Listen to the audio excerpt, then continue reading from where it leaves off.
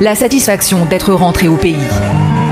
Que ce soit dans la fête, les jouets, la coiffure pour enfants ou le lobbying, ces ripates sont persuadés d'avoir fait le bon choix.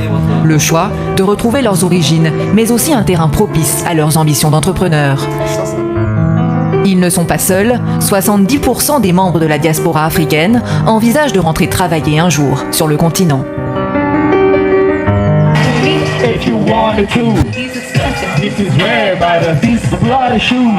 Vous n'êtes pas dans une fête branchée à Miami, mais dans une soirée 100% made in Abidjan. Son nom, la Sunday. Cet événement se tient un dimanche par mois dans différents lieux de la capitale. Ce soir-là, c'est la fondation Donvaï qui accueille les festivités. Les participants sont des anonymes, mais aussi des célébrités.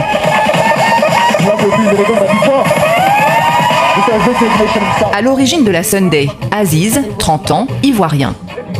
Après 9 ans passés en France, où il occupe un poste confortable dans une organisation internationale, Aziz décide de tout plaquer pour venir se réinstaller dans son pays d'origine, la Côte d'Ivoire. Il ne revient pas pour faire de la figuration, mais pour entreprendre dans le secteur de la fête, avec une mise de départ minime, 500 000 francs CFA. Ici, c'est permis d'essayer. Les budgets sont plus accessibles pour des gens qui veulent entreprendre. La même chose si tu veux essayer de le faire à Paris. Si tu n'as pas 20 ou 30 000 euros, c'est même pas la peine d'y penser. Quelques heures plus tôt, nous retrouvons Aziz en pleine réunion de préparation avec ses acolytes. J'aimerais vraiment qu'on fasse attention à tout ce qui est mineur. Pour ça, il faut vraiment qu'il y ait un d'entre nous qui reste à la porte. Parce que les gars de la sécurité ou quoi, ils n'ont pas... Filtrer les entrées pour interdire l'accès aux mineurs, rien n'est laissé au hasard. C'est ensemble que ces jeunes d'une trentaine d'années ont conçu la Sunday. Aurore, Léo, Charles et Fessal. Tous ont eu envie de rentrer au pays sur leur continent, l'Afrique. Ils sont ce qu'on appelle des ripates. Il y a un moment où c'était super intéressant pour les études, pour le travail et tout ça de partir à Paris. Maintenant, franchement, moi j'y étais, moi je suis rentré parce que j'en pouvais plus en fait de cette vie-là, là, des petits espaces, de trucs, tout est compliqué, tout coûte cher, tout, tu vois. Je vois tous mes potes que j'ai laissés là-bas. Quand je les regarde maintenant, j'ai l'impression qu'ils sont dans une bulle. Tu vois, genre, où ton regard même est borné, en fait. La vie là-bas fait que tu vas pas rêver grand, tu vas pas rêver de monter un projet ou de quoi, tout ça là, genre, le plus grand rêve qu'ils ont là-bas, c'est d'avoir un CDI. C'est-à-dire... Aziz et ses amis n'ont pas voulu de cette vie étriquée. Ils sont loin d'être les seuls à avoir décidé de revenir au pays pour entreprendre. D'autres Ivoiriens ont fait le même choix, mais pour des raisons différentes. Sarah Koulibaly a vécu durant une dizaine d'années entre la Belgique et la France. Après ses études, elle lance un site de vêtements en ligne. Mais lorsqu'elle devient maman, c'est le grand chamboulement. Sa vie parisienne, à 200 à l'heure, lui laisse peu de temps pour s'occuper de sa famille. Elle décide alors de rentrer en Côte d'Ivoire pour bénéficier d'une meilleure qualité de vie. Ces deux filles, fans de poupées, vont lui inspirer l'idée d'un nouveau business. Je prends l'exemple de cette poupée-là. Elle est très belle. J'ai toujours trouvé les femmes rousses très belles. Elle est très belle, hein. Mais elle a apporté un habit d'hiver. Elle a des bottes. Chez moi à Abidjan, il fait chaud. On n'a pas ça. Qu'est-ce qu'une petite fille peut penser d'elle-même en voyant ça? Est-ce qu'elle ne va pas avoir envie à 18 ans de se dépigmenter? Est-ce qu'elle ne va pas avoir envie, etc., etc. Donc c'est pour ça qu'il est important que l'enfant puisse avoir un bon ancrage dès le bas âge et qu'il puisse trouver sa poupée qui a des grands yeux, qui a un nez bien rond, qui a des rondeurs. Fabriquer des poupées qui ressemblent aux jeunes filles du continent, tel est le projet de Sarah.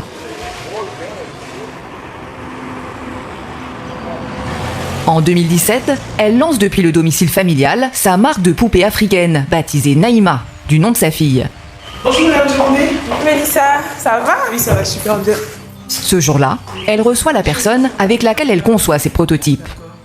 J'ai bien aimé que tout soit léger, ils ont respecté tout ce qu'on a demandé.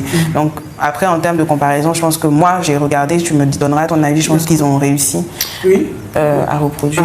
Oui, mais bon, le nez, ça va. C'est le nez qui n'était pas plus accentué que pas ici. Tu trouves que là, le nez est plus épais? Voilà, c'est un peu plus épais, c'est plus creusé que là, mais bon, ça va. Au détail près, jusque dans la forme du nez, Sarah tient à donner à ses poupées toute leur africanité. Cet attachement à l'identité du continent s'est forgé pendant son séjour à l'étranger, à des milliers de kilomètres d'Abidjan. De toute façon, tu es étranger. Quand on te voit là-bas, on ne te demande pas comment tu t'appelles, on te demande tu viens d'où. Tu es arrivé quand. Donc c'est vraiment ça. Donc tu apprends à porter fièrement ton identité. Il y a deux façons de réagir. Il y a des personnes qui vont te dire peut-être qu'elles vont renier leur identité. Mais moi, Sarah, j'ai appris, j'ai compris que c'était ma force. Et je n'ai jamais été plus africaine que quand j'ai été en Europe. Dessinées ici, les poupées Naïma sont ensuite fabriquées dans des usines en Europe. Sarah a investi plus de 5 millions de francs CFA au démarrage du projet. Un démarrage laborieux, car après 14 ans passés en Europe, l'entrepreneuse découvre à Abidjan certaines lourdeurs administratives quand elle crée son entreprise. À l'étranger, par exemple, moi j'ai créé ma première société en 15 minutes sur Internet. Ici, il faut passer par des gens, ça coûte beaucoup plus cher, ça met beaucoup de temps et tout ça. Autant de contraintes qui auraient pu freiner Sarah Coulibaly, mais c'était sans compter son envie de réussir. Aujourd'hui, elle vend près de 30 000 poupées par an. C'est dans son jardin que les commandes sont empaquetées. Les prix varient entre 12 000 à 25 000 francs CFA la poupée. L'entrepreneuse réalise un chiffre d'affaires annuel de 60 millions de francs CFA et ambitionne de créer la première marque de jouets ivoirienne. Si elle se montre confiante, c'est parce qu'elle est convaincue qu'il y a plus à faire et à gagner en Côte d'Ivoire qu'en Europe. C'était pas évident là-bas parce que là-bas tout est quasiment fait. Chez moi il y a tout à faire. Et donc c'était beaucoup plus facile de venir proposer ici ces choses-là que le faire là-bas. Donc c'est pour ça que j'ai plus facilement été un entrepreneur en série quand je me suis installée ici en Côte d'Ivoire. L'Afrique c'est la terre de l'avenir, c'est la terre de toutes les opportunités. Une terre d'opportunités pour créer et implanter de nouveaux concepts. Poussée par cette conviction, cette ripate ne va pas s'arrêter là. Bienvenue chez Kids Concept. Ça va? Quoi ici? Ça va? C'est le nombre de clients qu'on a eu aujourd'hui. Un salon de coiffure pour enfants pour le moins original. Les voiturettes ont remplacé les sièges dans une ambiance digne d'un parc d'attractions. Sarah découvre ce concept aux États-Unis et décide de le lancer à Abidjan, quelques mois seulement après la création de sa marque de poupées. Là encore, les débuts n'ont pas été simples. Principal défi, recruter des coiffeuses qualifiées. Comment je l'ai recrutée, c'est par une amie. C'est une amie qui a travaillé. Et elle est avec moi depuis le tout premier salon à Angré, qui elle changeait d'activité et c'est comme ça qu'elle est venue chez moi. Alors qu'en Occident, ce serait peut-être différent pour recruter? Ah oui, ce serait différent. Je serais sortie, je les aurais prises à la sortie d'école, je me serais tournée vers une organisation de coiffeurs et c'est comme ça que je les aurais trouvées. Mais ici, c'est vraiment différent. C'est laborieux. Même, les coiffeuses, toutes issues du secteur informel, ont dû être formées. Sarah Coulibaly a ouvert depuis 3 autres salons de ce type à Abidjan. Elle accueille près de 1000 clients par mois.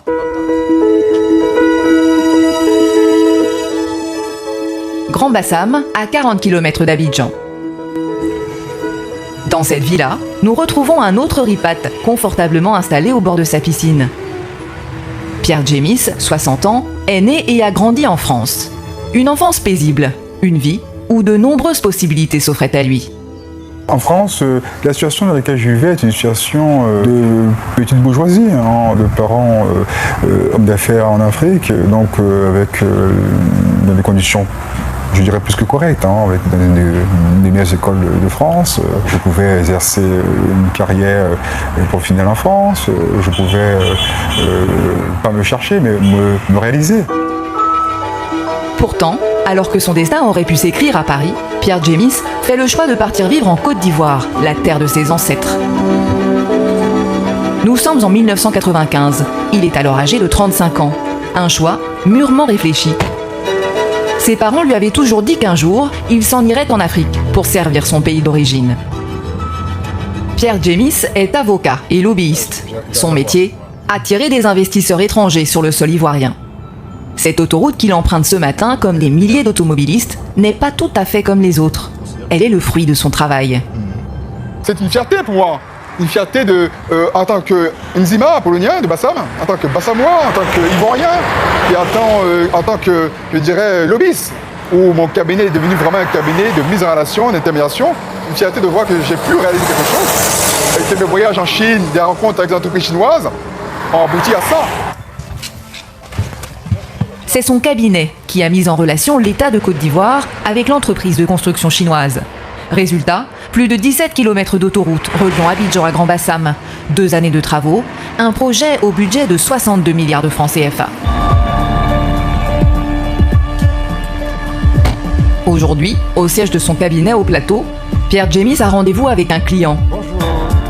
Il s'agit d'un entrepreneur qui souhaite bénéficier de conseils pour implanter sa société en Côte d'Ivoire. Vous avez raison. Bonjour monsieur, Adé, très heureux. Nous avions échangé la dernière fois sur votre projet d'implantation de votre structure en Côte d'Ivoire. Et donc je voudrais savoir un petit peu qu'est-ce que je peux faire encore pour vous. Tout comme Pierre Djemis, ce client est un ripat. Son projet, sur le papier, semble un peu fou. Lancer sur le marché ivoirien une marque africaine de champagne. S'il consulte le cabinet de Pierre Djemis, c'est parce qu'il veut commettre le moins d'erreurs possible. Pour ce faire, il est prêt à payer le prix fort. 2,5 millions de francs CFA pour l'ouverture de son dossier et des forfaits de prestations allant de 1 à 20 millions. Je me sens à l'aise avec des clients qui comprennent d'une part qu'il faut, se faire assister.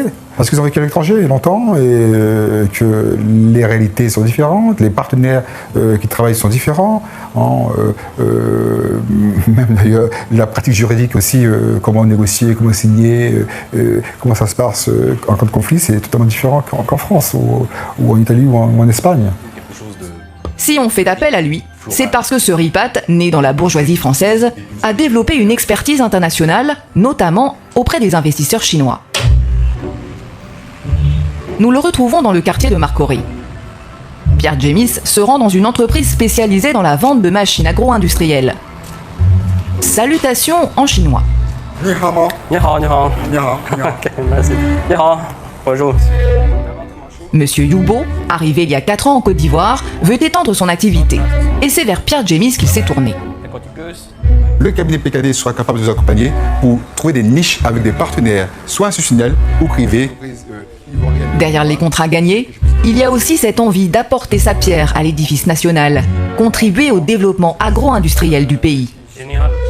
Nous avons une entreprise qui nous propose du matériel de transformation, qui nous propose une expertise technologique et une formation pour que nous puissions transformer localement nos produits de manioc, nos produits de EVA, nos produits de palmier à huile, etc. C'est comment ça? Changement de décor, nous retrouvons Aziz à la Sunday. 2000 clients sont attendus. Chacun dépensera ce soir en moyenne 10 000 francs, soit un chiffre d'affaires de 20 millions de francs CFA. Des revenus mensuels qu'Aziz et ses amis ne pouvaient pas espérer en Europe. Aujourd'hui, ils sont convaincus plus que jamais que le retour au pays était le bon choix. Qu'est-ce qu'on va dire à ceux qui sont encore en France et qui sont pas encore... Yako, franchement les gars, Yako, on sent votre douleur, tenez bon, ça va aller. Derrière le sourire malicieux d'Aziz, la satisfaction d'être rentré au pays. Que ce soit dans la fête, les jouets, la coiffure pour enfants ou le lobbying, ces ripates sont persuadés d'avoir fait le bon choix. Le choix de retrouver leurs origines, mais aussi un terrain propice à leurs ambitions d'entrepreneurs. Ils ne sont pas seuls, 70% des membres de la diaspora africaine envisagent de rentrer travailler un jour sur le continent.